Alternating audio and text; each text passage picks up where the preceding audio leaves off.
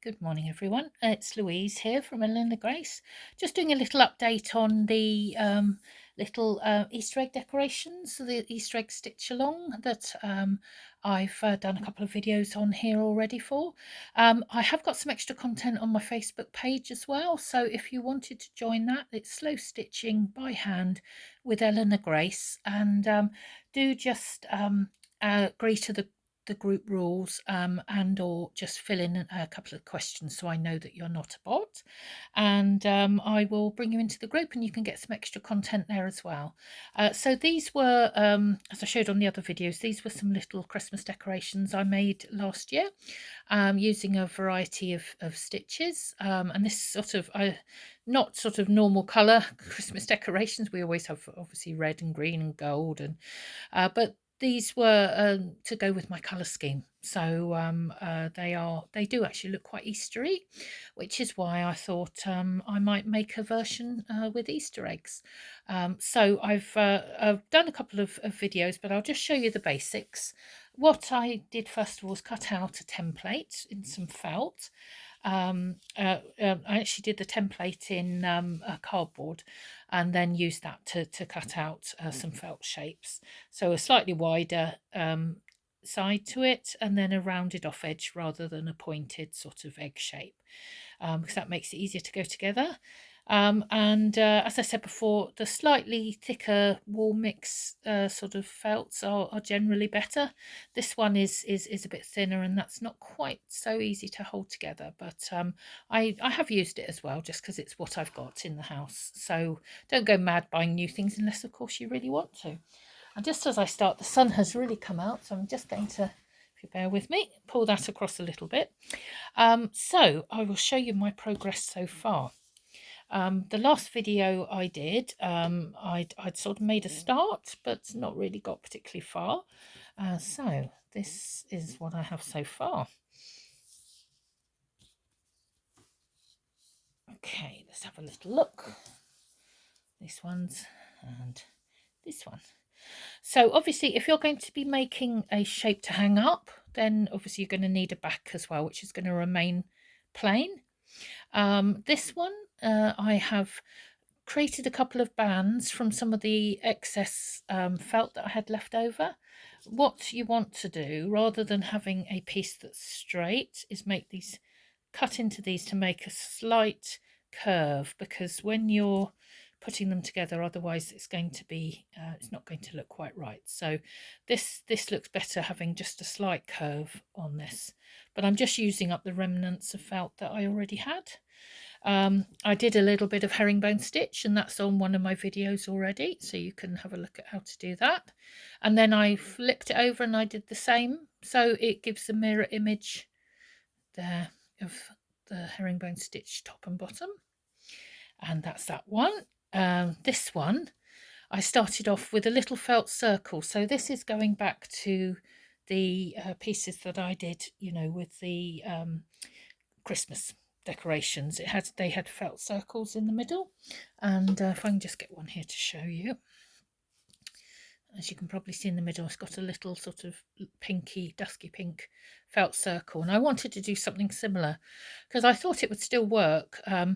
And I'm going to expand on that. So I did a very simple single fly stitch all the way round, just kept turning to do that. And then I had a sort of empty centre, and I felt like I wanted to put something in it. So I tried a bit of seed stitch. Now seed stitch is not something that I've done on the video so far for you, but it is something that I teach in the beginners virtual workshops, which I'm going to be doing shortly. It is quite difficult to get right. The idea is that it's meant to look like literally a scattered amount of seeds have been dropped on the floor in a random sort of haphazard fashion. But to get this randomness, you actually have to sort of think about it a bit, which is really bizarre.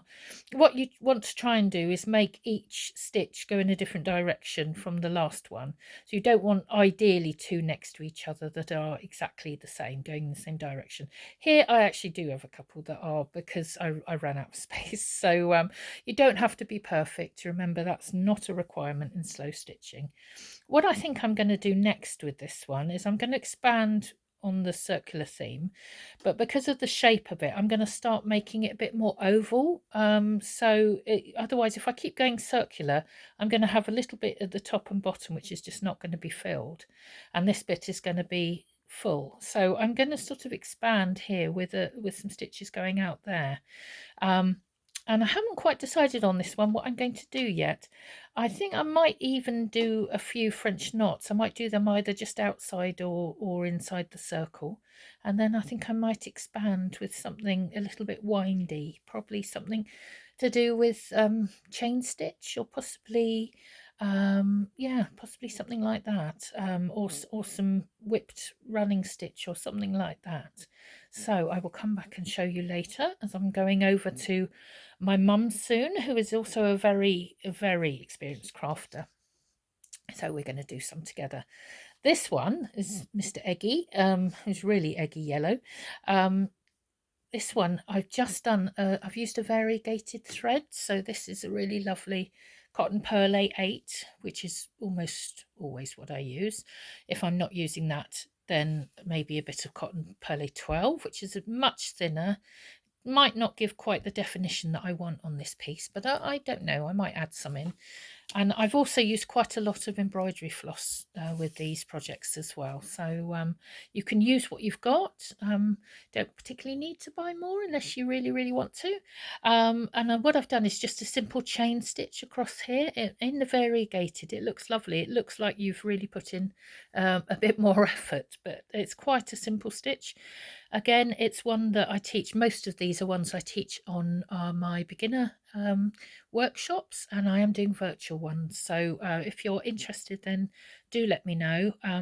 They are going to be very reasonably priced, £10 UK sterling, and that means you'll have the video forever. And I am probably going to do these all on YouTube, but you will have a secret link to the video, so let me know. I will also be doing an advanced group as well for some of the more complex stitches. So that one, yeah, I feel like I want to leave the middle here pretty clear, because otherwise I think you lose the impact of these. But I want to go up here and do a little bit around the edge. I think I might keep this one quite simple. I might do some little lazy daisies, or maybe some French knots up here going up and over. And yeah, I don't know yet. I'm going to have a little look. It's possible I might also think of doing some feather stitch on one of these, but not doing it in a line, doing it just sort of randomly. Then I've got this one, which I really love, and probably because I was watching a program yesterday on Japanese gardens. This, having put some French knots in the middle of this one here, it's made me think of cherry blossom. So I'm thinking I might cut into this circle just little pieces to make 5 petals, and I might make this into a sort of cherry blossom one with some little vines, or some little flowers going around it. I think that's sort of what's calling to me here. So that's that one. And finally, my breakfast egg. So I just loved, I think this is so cute for kids.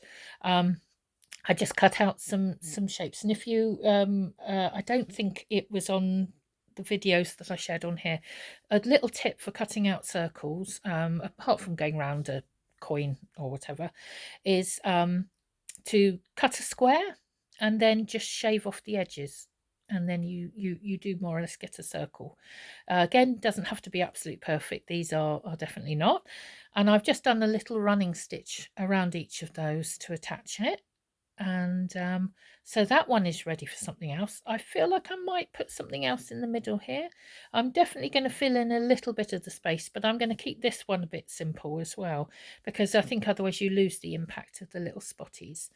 And these could be used, as I say, for hanging, much like I did with the other ones. So you could have a little bit of ribbon and, hang them up and stuff them like I have with these ones. But you could also do them just flat, and you wouldn't need a back to that one if you were doing it just as a piece on its own, on a little bit of artwork that you're making, or a cushion or whatever. The other thing as well that you could do, I was thinking, is possibly leave a gap at the top and stuff them with chocolates. And so this would be better if you have got slightly thicker felt. The thinner felt possibly might not take the weight. I mean, I was trying out various things. These are a little bit big, so I might just have to eat this, which would be terrible, wouldn't it? But I was thinking of, something like that. In the UK, we do have a lot of mini eggs, things like that. So this might be a better option to pour some mini eggs in there. And yes, may need to reinforce the bottom a little bit, but I'll have a little think about that. So I'd really like to know in the comments if you're thinking of giving this a go. We've got 2 weeks now to Easter, haven't we, really? So plenty of time to put these together. It's only taken me probably an hour or two to put all these together. So you could get making and let me know how you get on in the comments. And I will be posting again later on today. And this morning on my Facebook group, I had a little live session where you actually saw my face because I'm quite camera shy. But if you wanted to go onto the group, as I say, do just flag up, answer some of the questions or the group rules, and then I'll let you in, and you can catch up on the extra content on there. Thank you very much, and I will see you all later. Bye.